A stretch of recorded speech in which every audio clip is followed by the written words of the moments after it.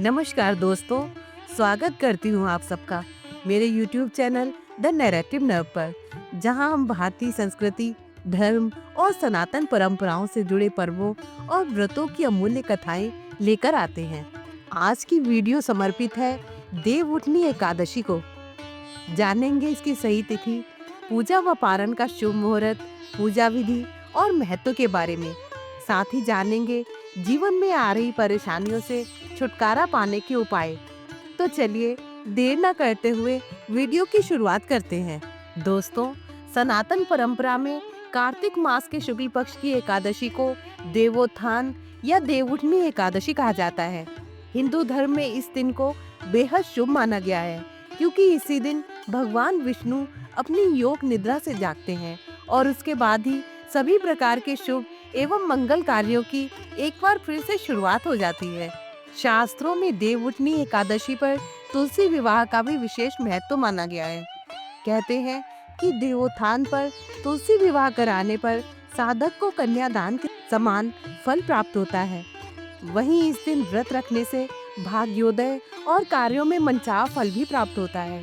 साल भर में पड़ने वाली 24 एकादशियों में से एक देवउठनी एकादशी को प्रबोधनी एकादशी के नाम से भी जाना जाता है।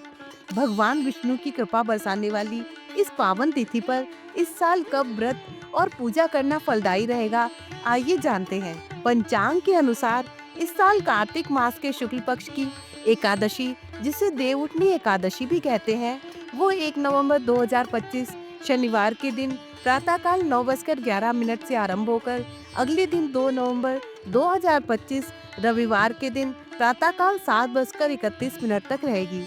ऐसे में गृहस्थ लोग इस व्रत को 1 नवंबर 2025 को रखेंगे। वहीं वैष्णव परंपरा से जुड़े लोग जो उदया तिथि को आधार मानते हैं, वे देवोत्थान एकादशी 2 नवंबर 2025 को मनाएंगे। वृंदावन इस्कॉन में भी एकादशी की पूजा और व्रत 2 नवंबर को ही किया जाएगा। यदि आप देवउठनी एकादशी का व्रत 1 नवंबर 2025 शनिवार के दिन कर रहे हैं, तो इसका पारण अगले दिन 2 नवंबर 2025 को दोपहर 12:55 से लेकर 3:11 तक कर सकते हैं। यदि आप उदया तिथि के अनुसार 2 नवंबर 2025 रविवार के दिन देवउठनी एकादशी का व्रत और पूजन कर रहे हैं, तो आपको इसका पारण अगले दिन यानी 3 नवंबर 2025 को प्रातःकाल 6:07 से लेकर 8:23 के बीच करना चाहिए। देवउठनी एकादशी की पूजा विधि इस तरह है। देवउठनी एकादशी के दिन पूजा से पहले घर में गंगा जल का छिड़काव करें, फिर पीले रंग के वस्त्र धारण करें और अब पूजन के लिए भगवान विष्णु के चरणों की आकृति बनाएं। ये आकृति गेरू से बनाएं और उसके पास मौसमी फल, मिठाई और बेल सिंघाड़े रखें। इस दौरान दान से जुड़ी सामग्री को भी प्रभु के पास रखें। फिर आप कुछ गन्नों को प्रभु की आकृति के पास रखें और छन्नी या डलिया से उसे ढक दें। आकृति के पास दीपक जलाएं और भगवान विष्णु, देवी लक्ष्मी जी की पूजा करें। अब आप मुहूर्त के मुताबिक शंख या घंटी बजाकर उठो देवा बैठो देवा गीत गाकर सभी देवी देवताओं को जगाएं।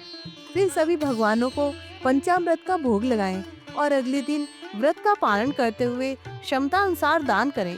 देवउठनी एकादशी के दिन तुलसी से जुड़े उपाय करने से धन में वृद्धि होती है और देवी लक्ष्मी की कृपा से घर में सुख शांति बनी रहती है।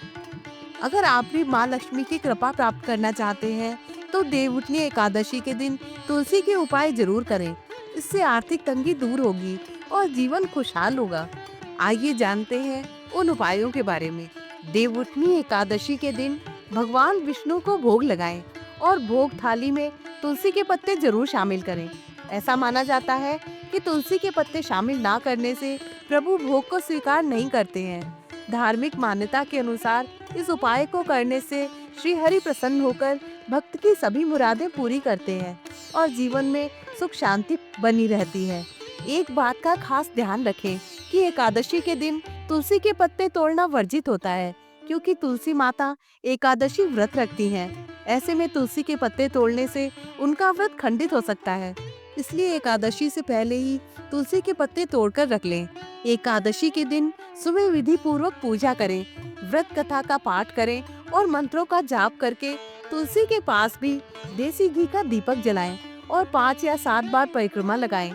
धार्मिक मान्यता के अनुसार इस उपाय को करने से घर में माँ लक्ष्मी का वास होता है और सुख समृद्धि में वृद्धि होती है। देवउठनी एकादशी पर तुलसी पूजा करना शुभ माना जाता है, क्योंकि इस पौधे में माँ लक्ष्मी का वास माना गया है। धार्मिक मान्यता के अनुसार एकादशी तिथि पर तुलसी पूजा के दौरान तुलसी मंत्र का जाप करने से भक्त पर माँ लक्ष्मी की कृपा सदैव बनी रहती है और बिगड़े काम पूरे होते हैं। तुलसी जी का मंत्र इस तरह है: महाप्रसाद जननी सर्व सौभाग्य वर्धिनी आद व्याध हरा नित्यम तुलसी त्वम नमस्तुते।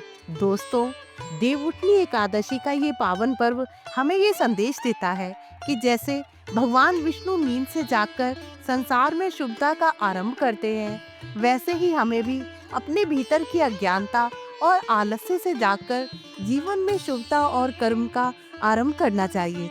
इस एकादशी पर भगवान विष्णु और तुलसी माता का आशीर्वाद सभी को प्राप्त हो, यही प्रार्थना है। वीडियो अगर पसंद आया हो तो इसे ज़्यादा से ज़्यादा लाइक, शेयर और चैनल पर नए हैं तो चैनल को सब्सक्राइब जरूर करें। जय श्री हरि।